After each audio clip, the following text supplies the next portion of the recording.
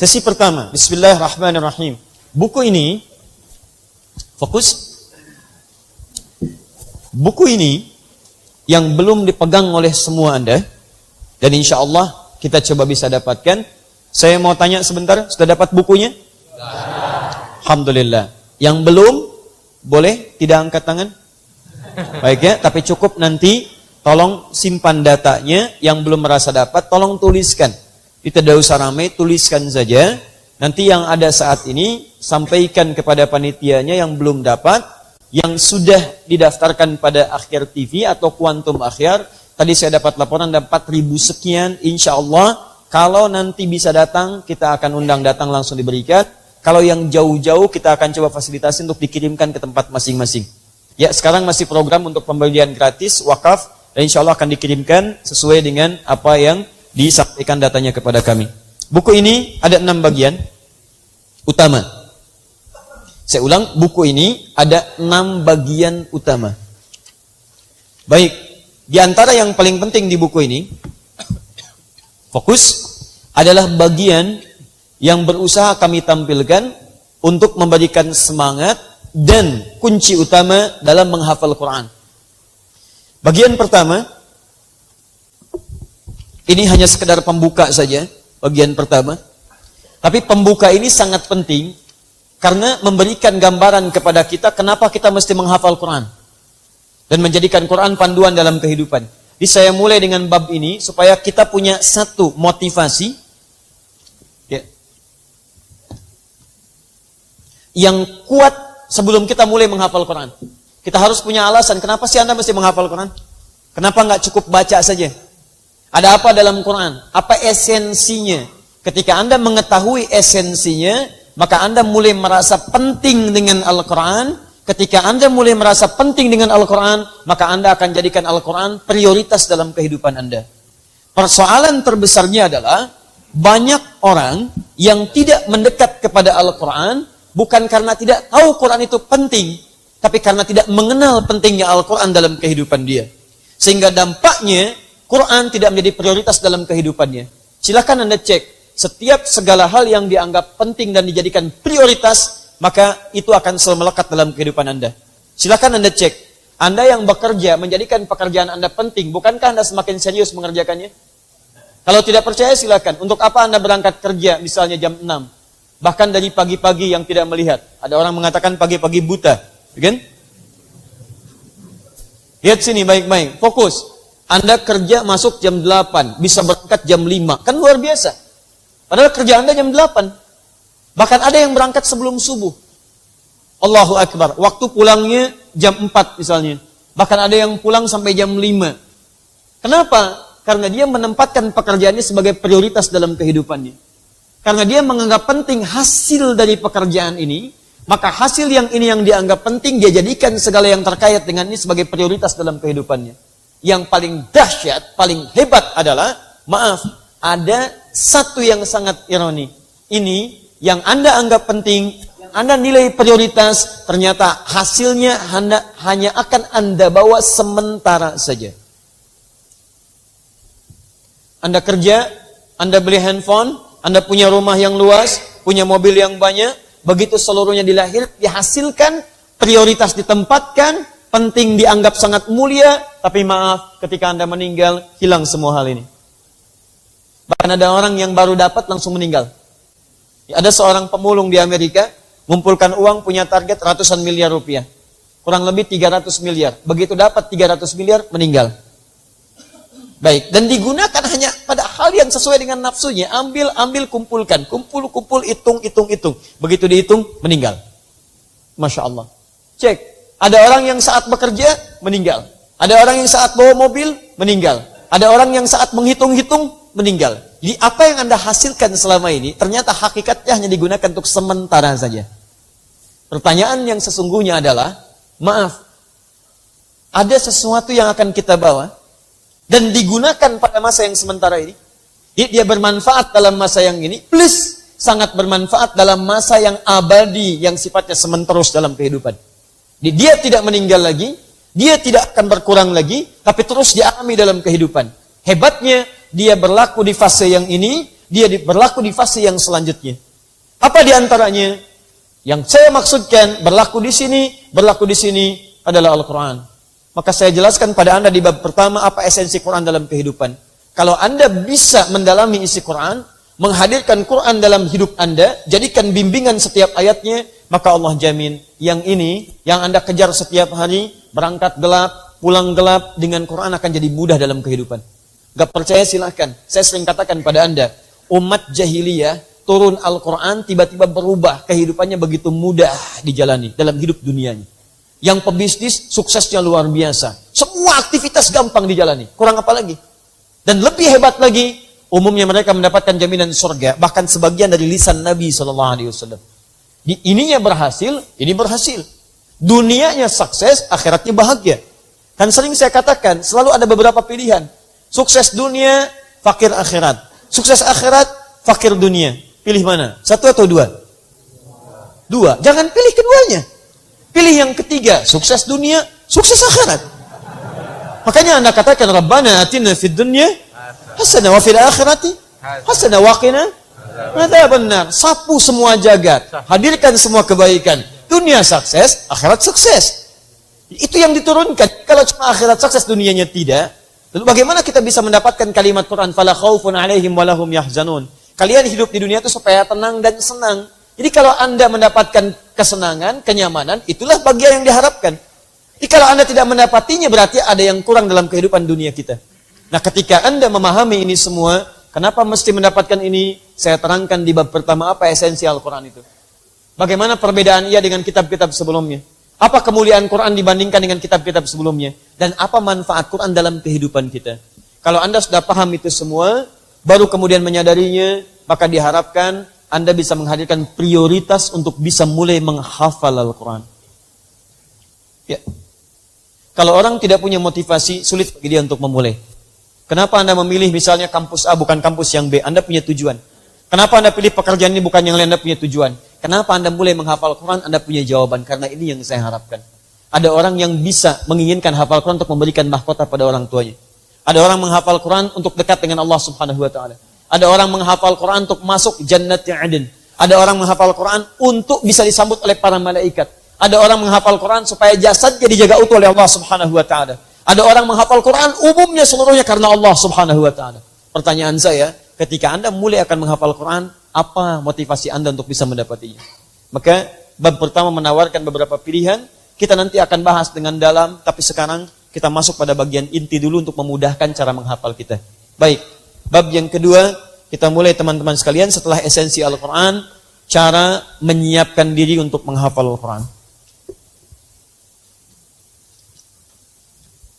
Tadi, dari rumah langsung berangkat? Yang dari rumah siapa? Boleh angkat tangan? Ya. Langsung berangkat dari rumah? Masya Allah, langsung berangkat? Langsung berangkat? Masya Allah, tanpa persiapan, langsung berangkat aja. Jalan. Luar biasa ya. Tapi kok bisa begini, pakai pakaian, pakai peci, pakai macam-macam. Masya Allah. Ada orang langsung berangkat, tapi tiba-tiba lengkap gitu ya. Langsung berangkat, iya. Baik. Tapi teman-teman, Anda menempuh sesuatu, pasti menggunakan perangkat. Punya persiapan dulu. Ada rencana, ada macam-macam dan sebagainya. Quran apalagi. Di yang sederhana saja, Anda butuh persiapan. Apalagi yang luar biasa manfaatnya. Maka, sama, menghapus pun butuh persiapan. Ya, ada penghapusnya, ada yang menghapusnya dan sebagainya. Kadang-kadang semua mesti kita kerjakan dengan sendirian. Itu tidak jadi masalah. Ya. Semoga Allah ampuni dosa-dosa orang-orang itu bisa. Bismillahirrahmanirrahim. Nah, lihat sini, fokus. Mulai, 1. Saya bab 1 saya simpan dulu. Ini karena ini terlampau banyak nanti bahasan-bahasan yang bisa kita mulai di bab yang lainnya. 1, mulai. Persiapan menghafal Quran. Tahap persiapan, tahap pertama.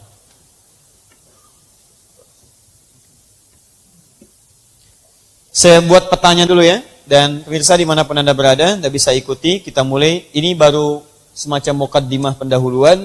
Dan kita turunkan bagian pentingnya. Inti dari hafalan Quran dan supaya hafalannya kuat, mudah untuk diamalkan. Kalau saya bicara hafal Quran, itu bukan berarti bisa menyampaikan isi Quran. Bisa dibacakan. Tapi ukurannya 1 kuat, dan 2 bisa mengamalkan. Ada 3 bagian penting. Satu, saya lompat dulu sebentar. Pra-hafalan. Sebelum hafalan. Yang kedua, dalam proses hafalan. Dan yang ketiga, simpan dulu bukunya, pasca hafalan. Lihat sini.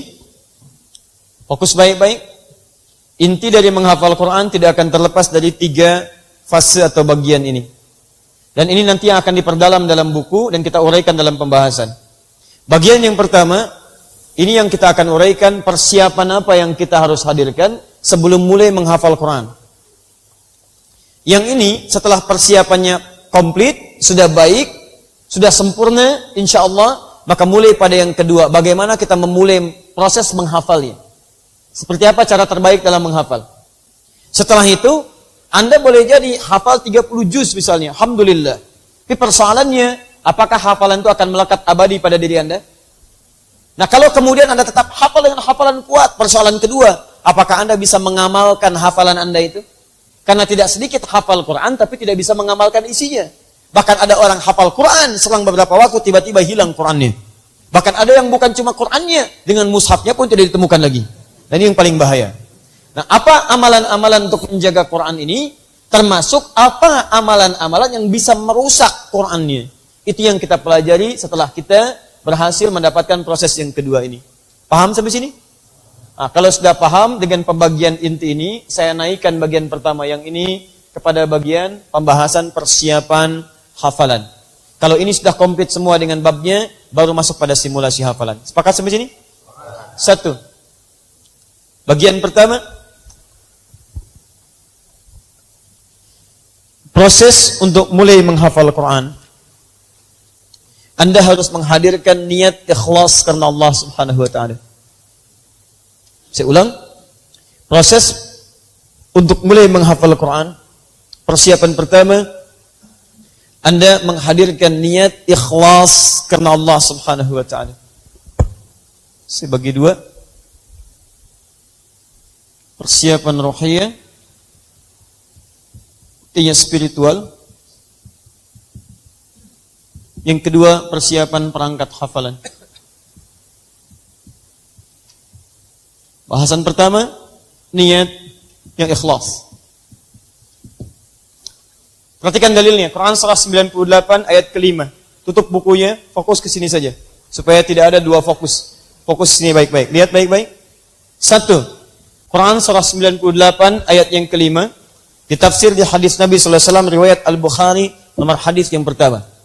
Saya mulai dari hadis dulu. Perhatikan baik-baik. Innamal a'malu bin niyat. An Abi Hafs Umar bin Khattab radhiyallahu ta'ala anhu. Hadis riwayat Hafiz Umar bin Khattab, semoga Allah meridai kepada beliau. Beliau menyampaikan, kala Rasulullah SAW, Rasulullah SAW pernah bersabda, innamal a'malu bin niyat. Semua amalan itu akan bergantung pada niatnya. Jadi seluruh pekerjaan kita itu ditentukan oleh niatnya. Apa yang Anda ingin raih, disitulah kemudian maksimal Anda mengerahkan tenaga untuk bisa mendapatinya. Sama ke sini, kalau niat Anda ke sini untuk mendapatkan pengetahuan, maka semua energi, perilaku Anda, dan semua kekuatan Anda akan difokuskan untuk mendapatkan pengetahuan itu. Dari mulai cara mencari tempat duduk, dari mulai cara menyimak Allah, dari mulai cara mencatat, fokusnya akan beda. Niat Anda ingin mendapatkan snack misalnya, maka caranya pun akan lain. Posisi duduk akan agak berbeda. Baik ya? Penelitian akan mulai lain. Pena mustahil dibawa. Jadi ada beberapa hal yang kemudian akan berbeda-beda. Jelas sampai sini? Baik, jadi posisi menentukan prestasi. Tapi niat itu menentukan esensi. Catat, bikin status. Ya? Alias sini. Lihat baik-baik. Nah, termasuk ahli Quran juga begitu. Apa yang Anda niatkan, disitulah perjuangan Anda akan ditentukan. Kalau penghafal Quran hanya sekedar ingin menghafal Quran untuk memenuhi target, misal Anda sekolah di sekolah Quran, target lulusnya hafal Quran, target Anda adalah lulus, bukan targetnya sekedar hafal atau yang lainnya. Yang penting Anda menghafal itu karena ingin lulus. Maka katakan ya, ingat baik-baik, Quran Anda hanya akan melekat pada Anda sampai kelulusan Anda. Begitu lulus, dia tidak akan melekat pada diri Anda. Karena tujuan pertama Anda menghafal supaya hanya sekedar syarat lulus dalam ujian Anda. Paham? Silahkan cek. Demi Allah saya katakan, kami punya banyak pengalaman. Teman-teman yang sekolah di Timur Tengah disyaratkan semester pertama 1 juz. Atau tahun pertama 1 juz. Tahun kedua 2 juz. Sampai ada yang 4 tahun 8 semester 8 juz. Anda tahu apa yang terjadi? Syarat dia lulus ke tingkat semester yang kedua, dia hafal juz pertama. Begitu masuk semester 2, dia menghafal juz 2. Persoalannya begitu menghafal juz 2, juz 1-nya hilang. Padahal yang tertulis hasil ujiannya itu nilainya bisa 90, bisa 92, tapi ketika diuji kembali ada yang hilang dalam Qur'annya. Karena tujuan dia menghafal hanya sekedar untuk menghadirkan kelulusan dalam ujiannya. Paham sampai sini? Itu hanya sekedar contoh. Sama, Anda juga begitu. Kalau Anda hanya meniatkan Quran untuk bersaing dengan orang lain, maka Anda yang Anda kerahkan itu hanya sekedar membuktikan pada orang. Ketika dibuktikan pada orang, selesai pembuktian itu, hilang Qurannya pada diri Anda. Emang cuma dia yang bisa An-Naba? Saya juga bisa. Coba baca An-Naba. Cuma gitu aja. Setelah itu hilang. Karena itu mesti ada dorongan kuat. Bagaimana menjadikan hafalan itu terukur dengan benar. Sama persis ketika Anda meniatkan untuk menjadi hafid. Saya tegaskan di Istiqlal. Anda baik-baik, fokuskan baik-baik. Ketika Anda niatkan untuk menjadi hafid atau hafidhah, maka pencapaian itulah yang akan melekat pada diri Anda. Anda hanya akan bangga dengan gelar itu, bukan dengan Qur'annya. Masya Allah. Maka setelah itu melekat pada diri Anda. Misal, Masya Allah. Saya susah kalau cari nama, takutnya ada nama yang serupa. Ada Tono di sini? Ada Tony? Tino? Tidak ada semua. Bisa Tino aja lah. Yang jauh-jauh. Salah. Takutnya begini. Ya, Tino. Lihat sini. Tino menghafal Quran dengan tujuan jadi hafid, meraih gelar Al-Hafid. Al-Hafid. Untuk mendapatkan gelar. Ini poinnya. Perhatikan baik-baik. Al-Hafid, demi gelar yang melekat pada dirinya, demi panggilan ini, maka tujuan utama menghafal Qur'annya untuk gelarnya. Maka yang hadir dalam dirinya, yang terasa terbawa dalam hidupnya, itu bukan akan rasa Qur'annya, tapi rasa Al-Hafidnya. Mastino Al-Hafid, ya. Ceramah demikian, Quran demikian, dan sebagainya. Dan Quran tidak akan pernah sempurna melekat pada dirinya. Saya sering katakan pada Anda, kalau Anda cuma sekedar mencari hal-hal di luar yang Quran inginkan, maka sebaiknya Anda mulai tepikan. Sekarang perhatikan, kalau Anda ingin menepikan segala sifat-sifat yang tidak ingin diinginkan oleh Quran, yang tidak diinginkan oleh Quran, hapus, sampai bersih. Segala sesuatu yang bersih, gak ada celahnya, disebut dengan khalas namanya. Saya beri contoh, saya akan menghapus, bisa. Yang jadi masalah ketika mau menghapus, penghapus hilang. Nah, lihat sini. Bismillah. Hapus. Baik. Bersih tidak? Baik. Ini beri solusi. Jangan cuma bilang tidak. Tunjukkan bagaimana caranya supaya bisa bersih. Baik ya? Tapi dari awal juga begini gitu kan? Gak terlalu kuat tuh ya. Baik. Bismillah. Baik. Bersih tidak? Sebenarnya begitulah. Kalau belum bisa menghapus, katakan bersih. Ya? Baik. Perhatikan baik-baik. Saya simpan sinilah biar dekat nih. Perhatikan. Ini saya hapus, bersih. Sampai nggak ada campurannya, nggak ada celahnya, kosong sama sekali. Ini namanya khalasa. Khalas.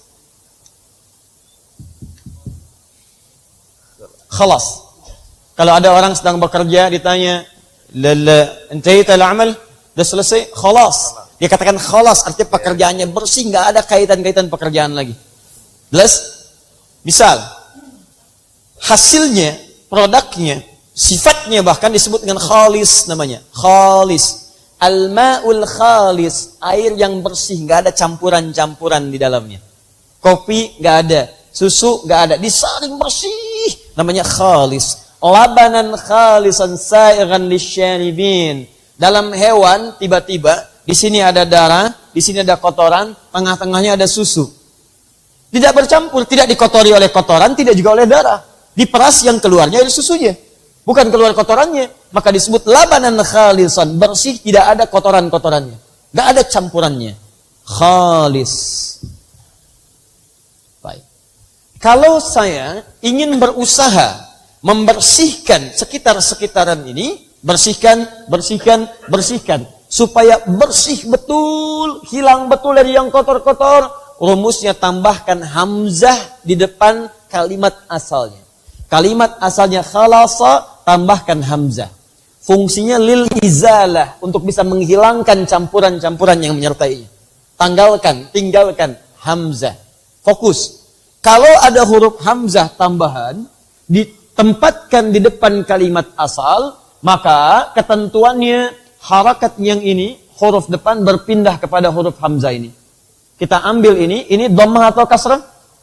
Dhammah, fathah. Fathah.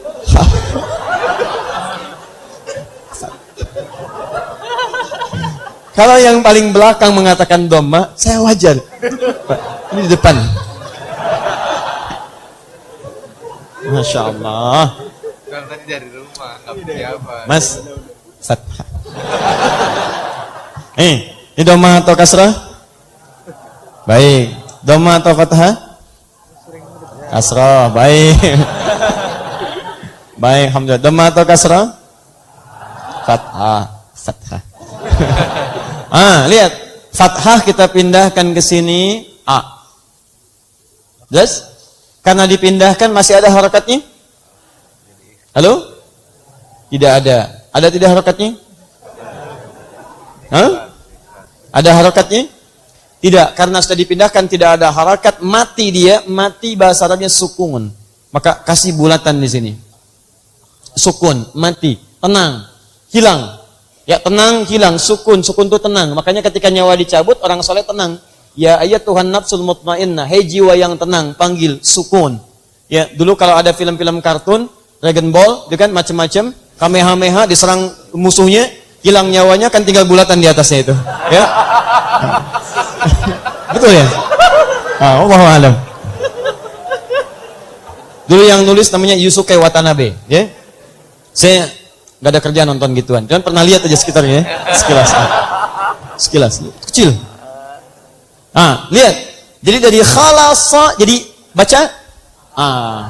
Satukan, turunkan ke bawah hamzah, kha, lam, sad. Perhatikan sini. Hamzah ini mati sukun, lam, sad. Jadi apa? Akhlasa, usaha untuk menepikan, menanggalkan, menghilangkan segala yang mencampuri. Ya, jelas? Contoh. Di air ini, misal ada serbuk-serbuk kopi. Saya ingin jadikan serbuk itu hilang, tidak mencampuri air ini. Maka saya tepikan, saya tanggalkan dari air ini. Maka pekerjaannya disebut akhlasa. Itulah fungsi hamzahnya. Paham? Baik. Nah, sekarang orangnya disebut apa? Kalau ada 4 huruf seperti ini, perhatikan, saya berikan rumus cepat sekali, dan Anda akan mudah belajar bahasa Arab. Kalau ada rumus 4 seperti ini, Anda ingin jadikan orang, maka rumusnya MUI, MUI. Mu plus I. Baik, mu padanya dalam bahasa Arab berarti mim. Mim harakatnya ganti dengan hurufnya hamzah ganti dengan mim. Yang tadinya fathah ganti dengan dhammah. Dhammah. Lihat. I huruf sebelum akhir ganti dengan kasrah. U atau A? Kasrah? I, ya? I. Lihat sini, I. Perhatikan. Kalau ingin merubah pada orang, rumusnya apa? Mu'i. Mu, tambahkan mim depannya, hilangkan hamzahnya. Huruf sebelum akhir jadikan I. Baik. Sekarang, ini kita turunkan ke sini. Mim, kha, lam, sad. Mimnya berharakat apa? Dhammah, mu. Ini tetap matikan. Ini harakatnya di kasrah. I. Ingat, kalau sudah begini, yang terakhir gampang. Matikan saja. Pakai sukun. Mukhlis. Contoh.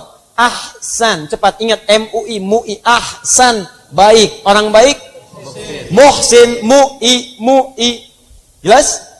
Baik. Contoh lagi misalnya. Saya boleh pinjam penghapusnya?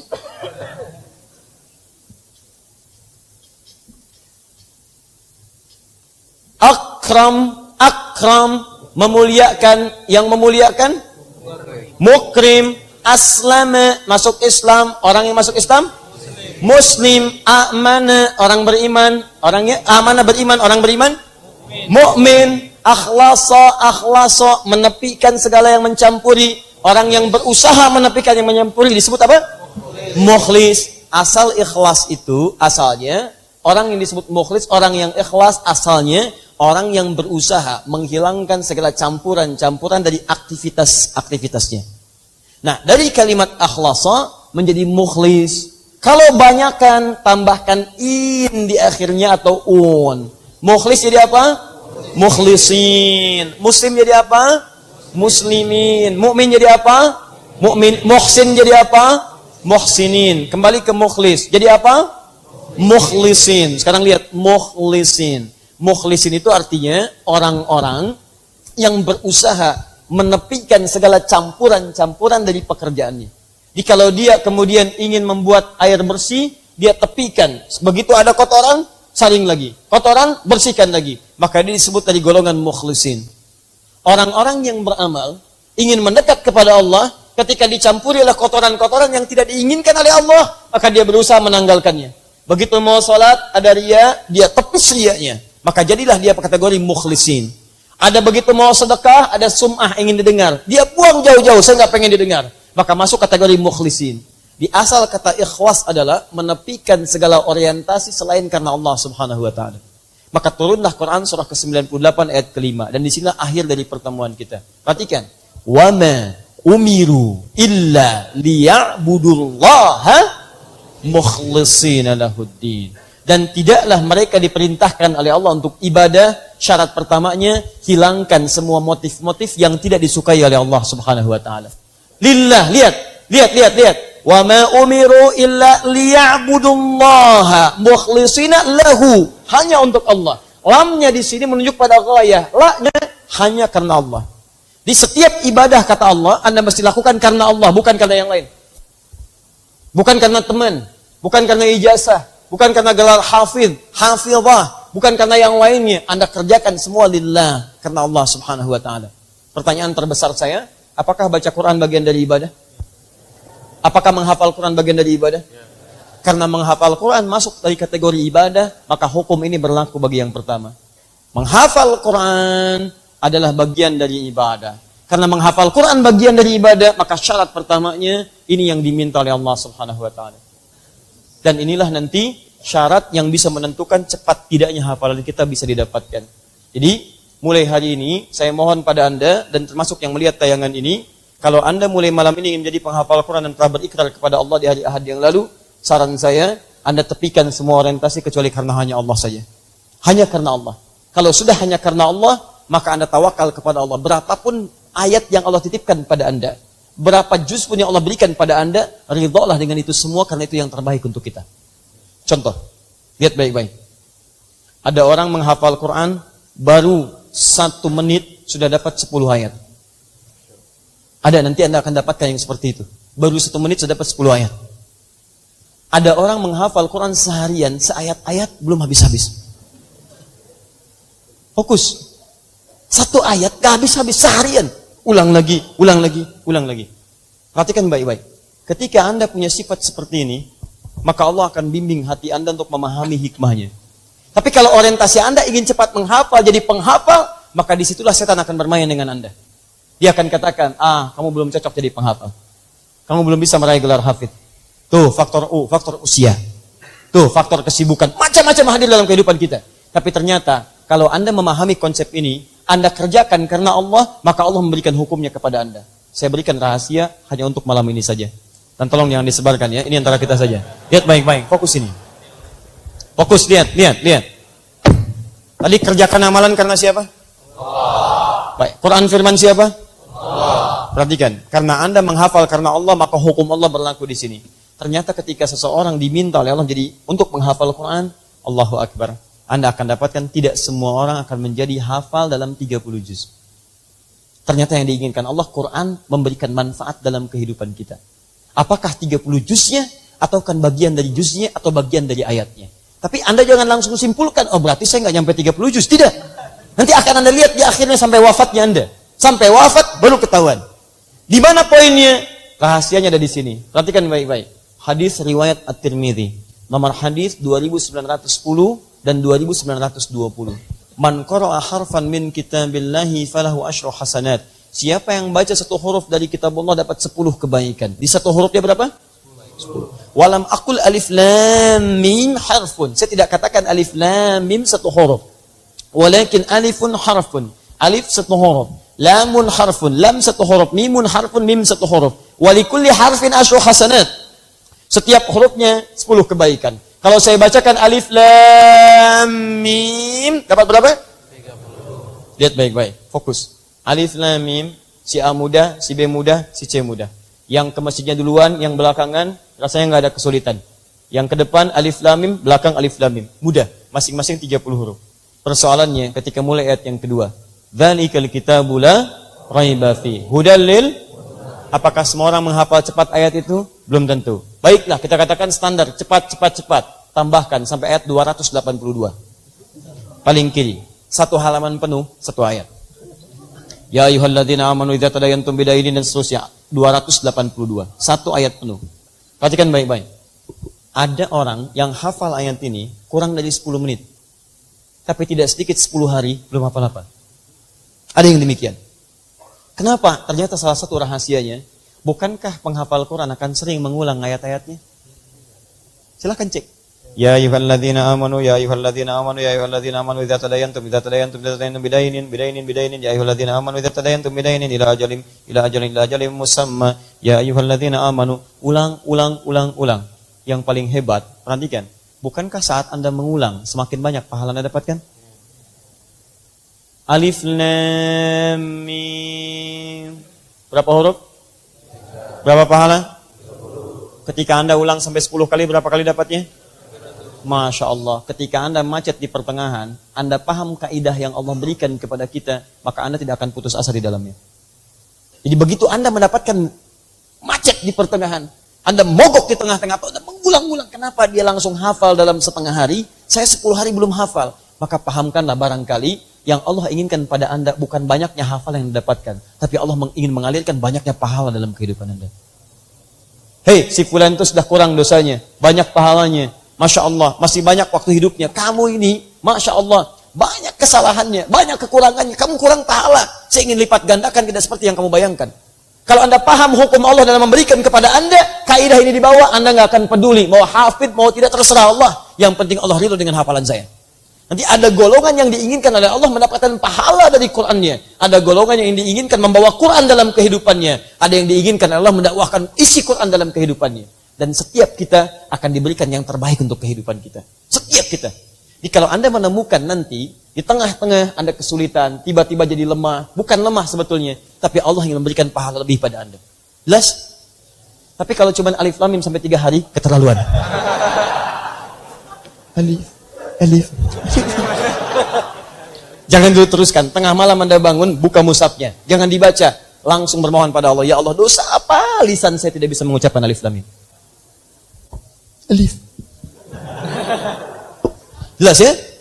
Nah, Ustadz, bagaimana kalau saya terbata-bata? Mau terbata-bata, terbatu-batu, terkarpet-karpet? Fokus ini. Lihat baik. Anda dapat kabar gembira dari Nabi. Nomor hadis 2920-nya. Walladzi yatata'ta wa huwa syaqqun 'alaihi falahu ajran.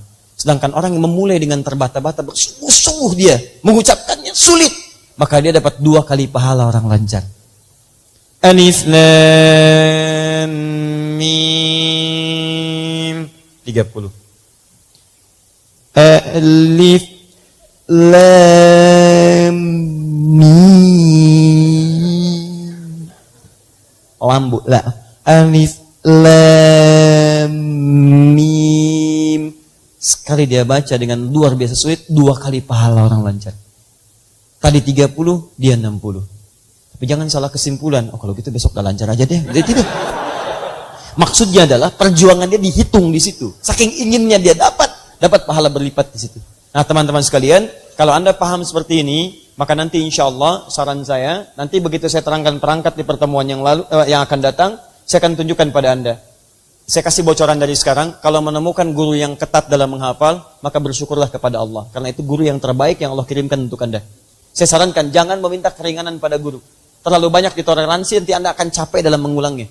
Ya, lebih baik Anda belajar dengan luar biasa semangat, berjuang dengan sabar, dibandingkan Anda harus diperbaiki dengan masa yang cukup panjang di kemudian hari. Paham ya?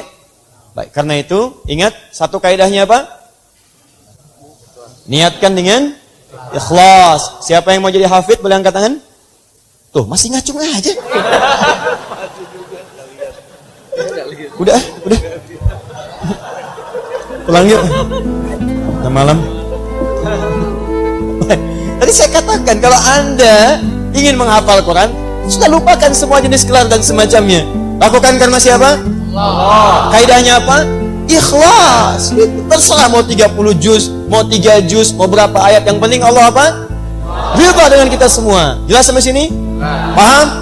Masya Allah.